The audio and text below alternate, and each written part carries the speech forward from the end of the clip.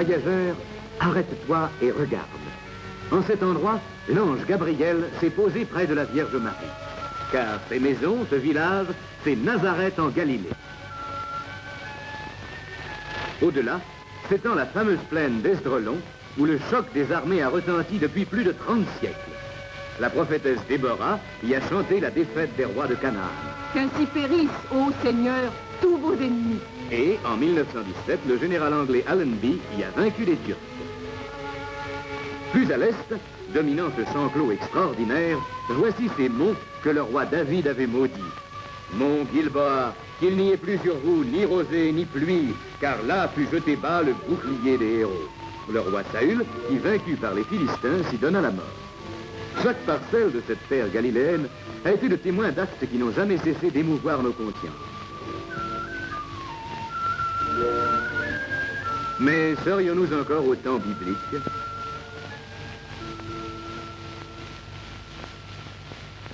Iona chanterait-elle comme la Sulamite?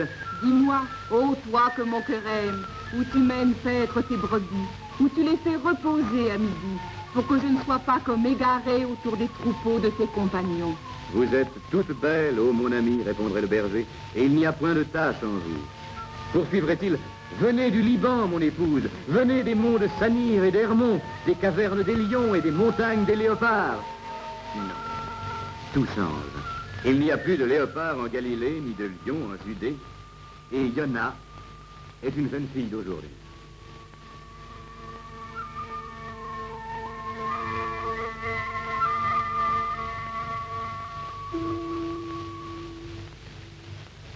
Le berger David,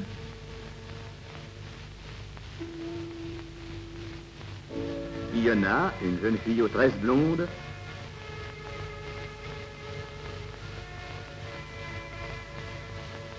des amoureux qui se taquinent comme tous les amoureux du monde.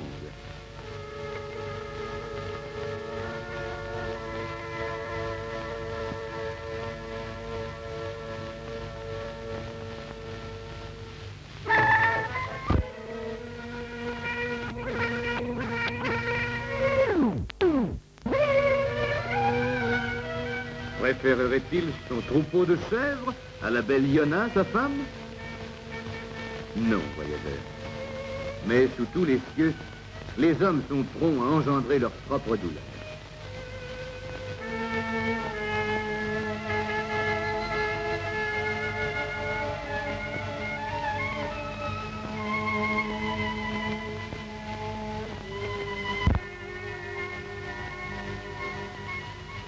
Qu'est-ce qui te tourmente, berger? Pour comprendre son attitude, observons son milieu et celui d'Iona. Voici d'abord, au pied de la montagne de Gilboa, le village où a vécu David. C'est une agglomération de quelques 5 à 600 âmes.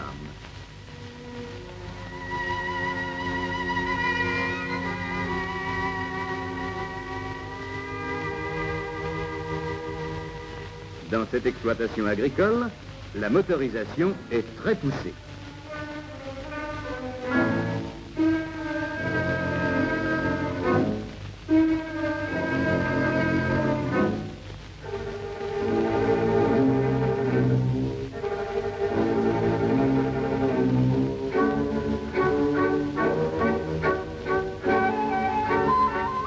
Après la récolte des épis de maïs, le fauchage et le broyage mécanique des tiges fournissent, sans autres opérations, un fourrage vert de soie pour le bétail.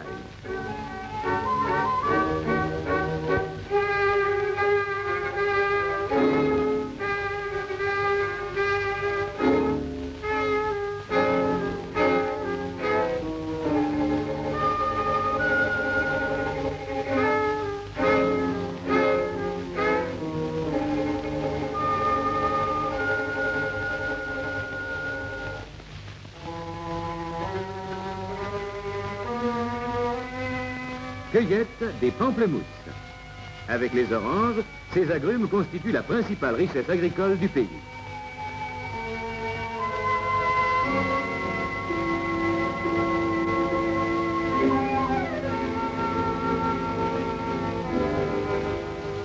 La pisciculture est à l'honneur.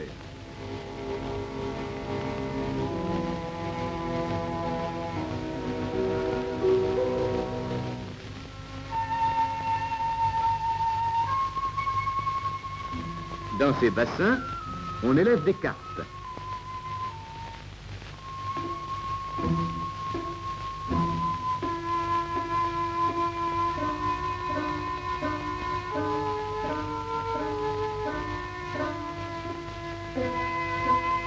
Ici, les alevins sont rassemblés afin de les transporter dans un nouvel étang.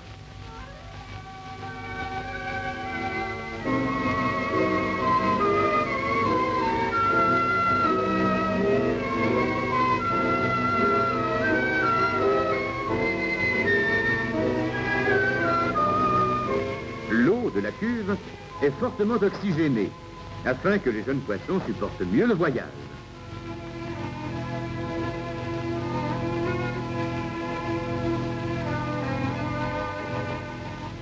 Retour à une liberté toute provisoire.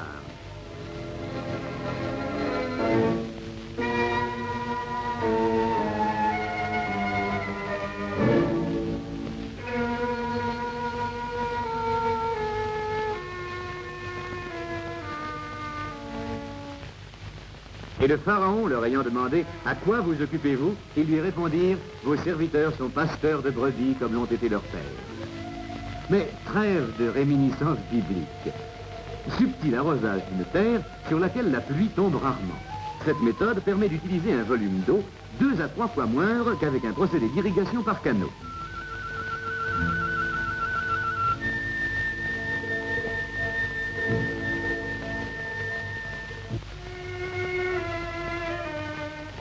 Quittons ces champs et revenons au village. Comme c'est semblable, il a la coquetterie de se parer de verdure. Note, voyageur, que tous les arbres, du plus petit au plus grand, ont été plantés par les fondateurs de cette exploitation.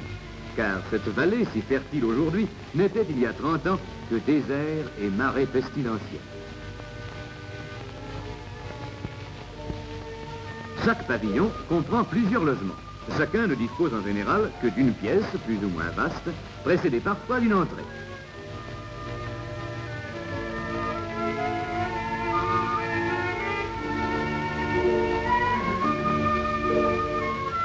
Les anciens du village possèdent un jardin qu'ils cultivent à leur gré. Voici qui te surprendra davantage, voyageur. Regarde à moi. Quelle heure est-il? Midi. Où vont ces villageois et ces villageoises? Tout bonnement déjeuner. Ici, en effet, tous les repas sont pris en commun. Dans tout le village, il n'existe pour les adultes qu'une seule cuisine et une seule salle à manger. Le menu est le même pour tous. En fait, voyageur, tu te trouves dans une exploitation agricole d'un type propre à ce pays. C'est une colonie communautaire où chacun a renoncé à percevoir une rémunération personnelle et où la collectivité assure l'existence matérielle et spirituelle de ses membres. Pour maintenir la bonne entente entre gens appelés à se rencontrer à chaque instant, ces villageois se groupent par affinité politique. Les minorités dissidentes rejoignent d'autres colonies qui partagent leurs idées. Au prix de cette discipline assez lourde, l'harmonie est sauvegardée. Toutefois, le travail n'y est soumis à aucune contrainte. Voilà donc le milieu rural et communautaire dans lequel ont grandi David et Yona, sa femme. Voyons maintenant comment ils ont été élevés. Faisons un retour de 20 ans en arrière. La colonie n'était encore qu'une entreprise modeste, mais déjà, le poulailler était riche de ces poules légornes uniformément répandues dans le pays.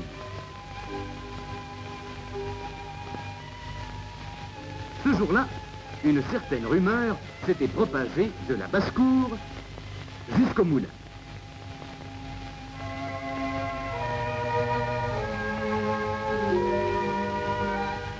Bonne nouvelle, semble-t-il. Les mines étaient réjouies.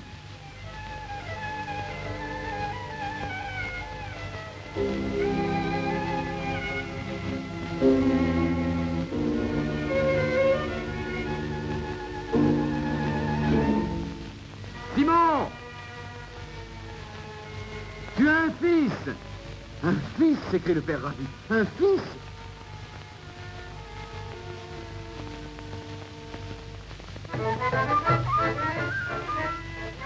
Voilà, Simon, où cours-tu si vite?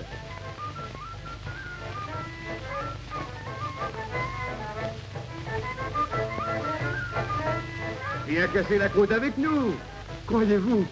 C'est un fils, dit le père, émerveillé par sa propre aventure. Un fils. Bois une tasse de lait, père fortuné.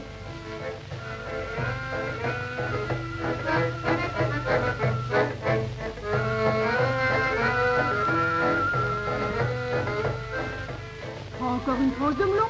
Non, non, je me sauve, je me sauve. À ta guise. Si nous l'appelions Guidéon, cet enfant. Non, Dave. Et pourquoi pas Uval? Le sage Samuel est intervenu. Je propose qu'on l'appelle David.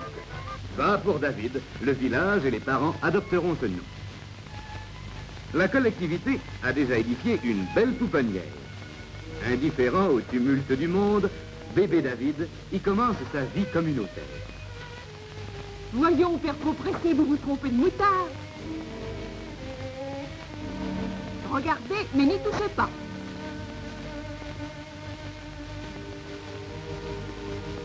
Que ces grandes personnes ont donc de soucis.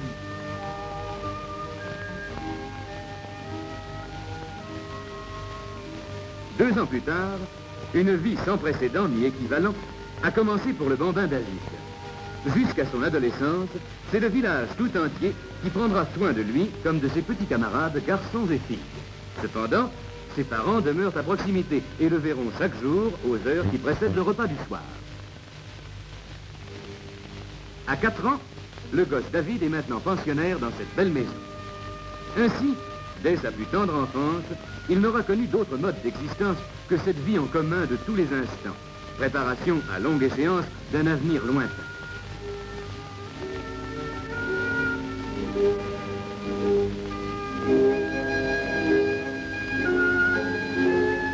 Déjà, ses petits amis cessent d'être uniquement des compagnons de jeu. L'apprentissage du travail commence de bonne heure.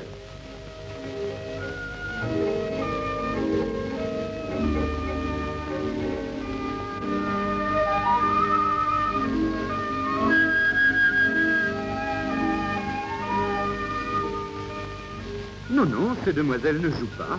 Et c'est le plus sérieusement du monde qu'elles font leur ménage quotidien.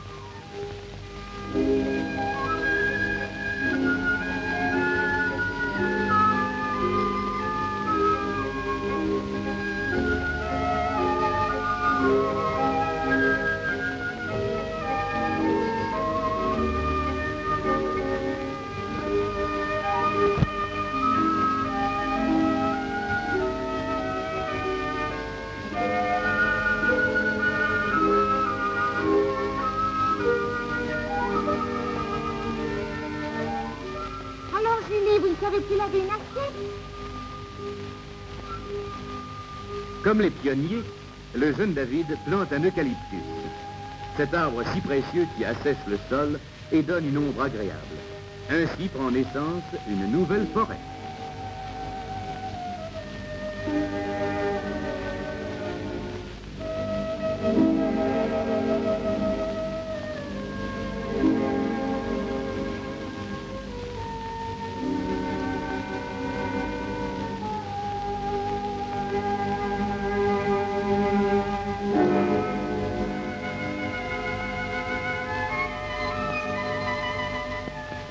À la même époque, dans un village voisin, au milieu d'un îlot de verdure, tel un oisillon, Iona, elle aussi, s'est éveillée au monde et sera élevée comme David.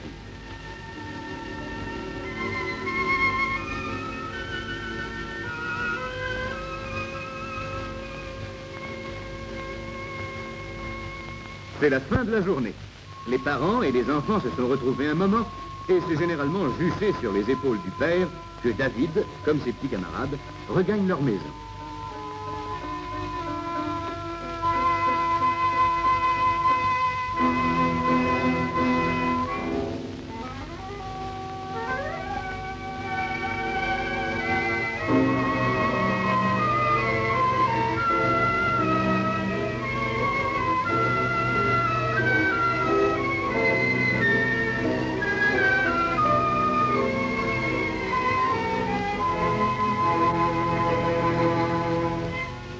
Petit arbre deviendra grand s'il est bien soigné.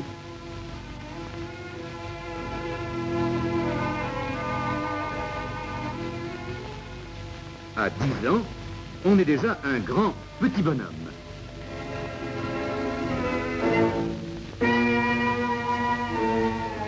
Assez dormi là-dedans.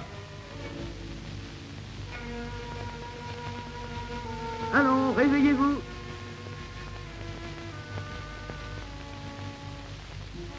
Garçons et filles sont élevés ensemble et vont prendre leur douche.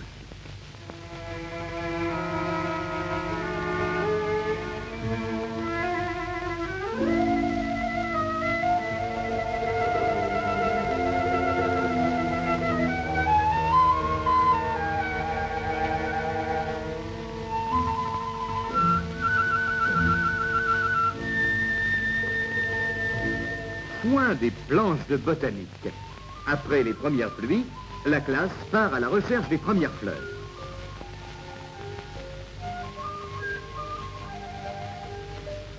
Récréation terminée. Regagnez vos places.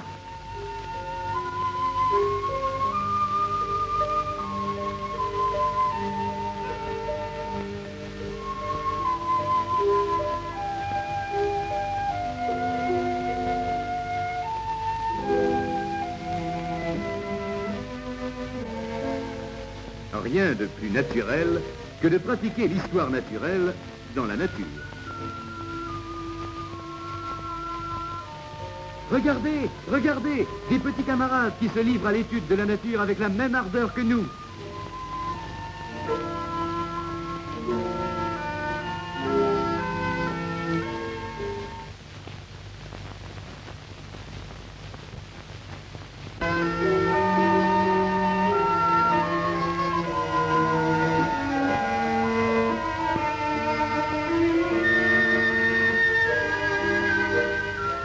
Congratulons-nous et à demain la suite des cours.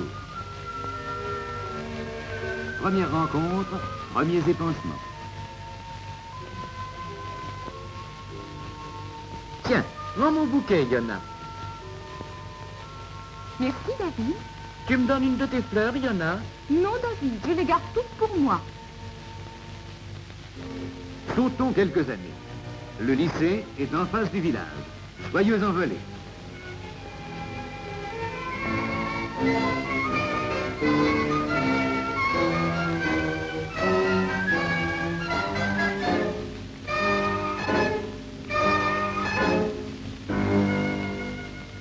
Chaque classe dispose d'une de ces maisons où sont installées la salle d'études, les dortoirs et les douches. L'enseignement va des travaux manuels aux exercices scientifiques.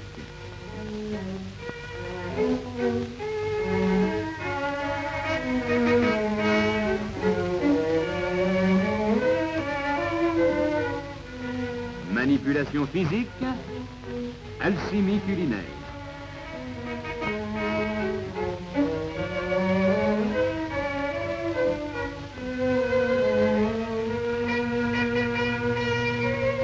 Bon appétit, mesdemoiselles et messieurs. À tour de rôle, les étudiants assurent le service.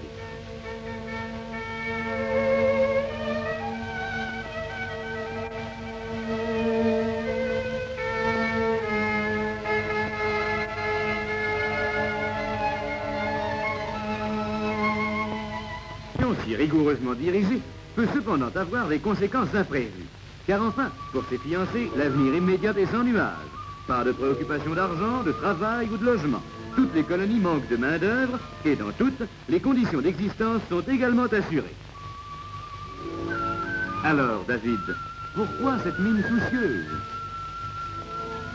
Une autre personne qui commence aussi à s'inquiéter, c'est la maman de Yona. Éternelle question, à quoi rêvent les jeunes filles? Bon, dit le père pondéré et bonhomme, je vais parler à notre Yona. À peine a-t-il eu le temps de formuler une interrogation que la réponse jaillit. Oh, papa, jamais je ne quitterai notre village. Viens dans mon village. Non, c'est toi qui dois venir dans le mien. Tel avait été le dilemme.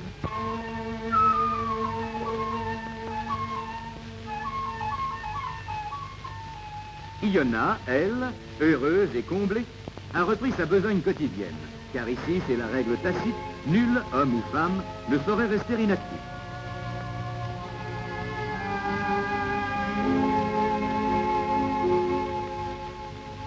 Mais ce messager motorisé, quelle nouvelle vient-il annoncer?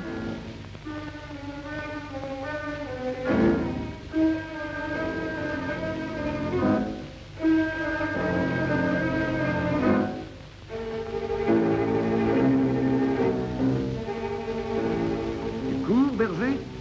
Et où cours-tu? Arrête un peu le bras, s'écriait déjà notre ronsard au bûcheron de la forêt de Gâtine. Hélas, c'est la loi impitoyable du progrès.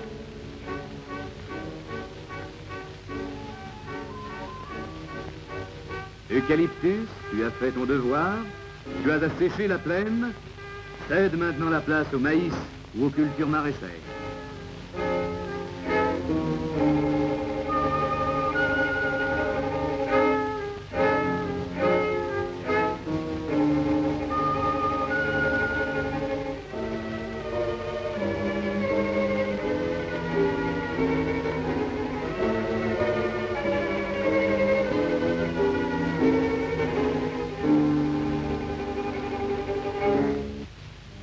David, c'est ton arbre que la machine déracine.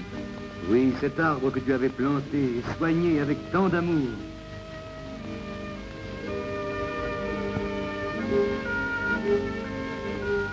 Et toi, te laisseras-tu déraciner?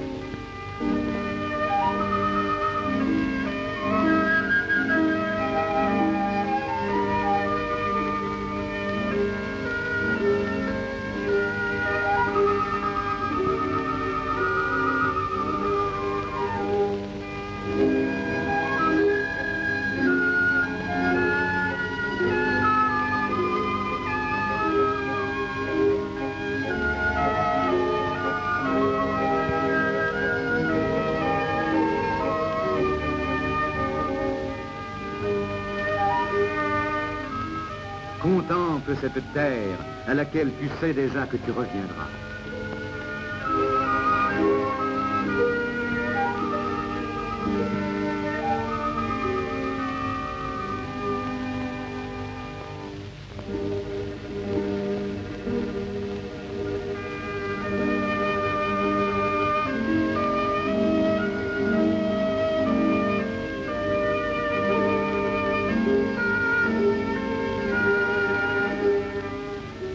Mais voilà, Iona est une personne fière et entêtée qui n'a pas accepté la décision de son mari et qui a refusé de le suivre. Petite tête de mule qui s'acharne à faire son malheur.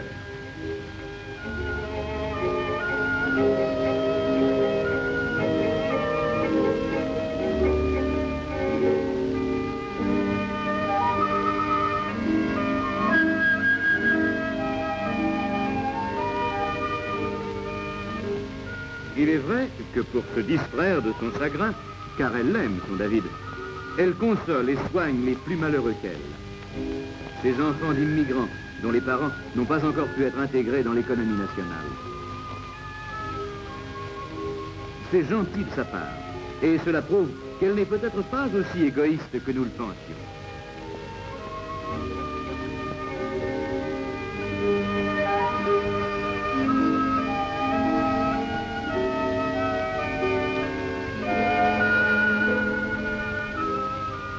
C'est pourquoi son père a raison d'intervenir. Ne continue pas à faire la sotte, Iona. Rejoins David. C'est ton devoir. Et tu l'aimes.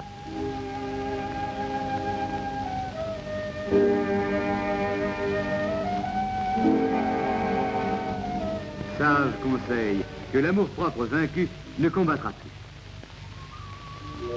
Ainsi, tout rentre dans l'ordre. Amis voyageurs, que conclure? Sur ce sol éternellement vibrant du verbe divin, les habitants, selon leur propre expression, ne se veulent que réalistes. Sans doute ont-ils réussi à s'adapter à des circonstances exceptionnelles. Mais leur vie, bien qu'elle comporte des avantages matériels certains, est soumise à des règles impérieuses. Et ce mode d'existence nous conviendrait-il?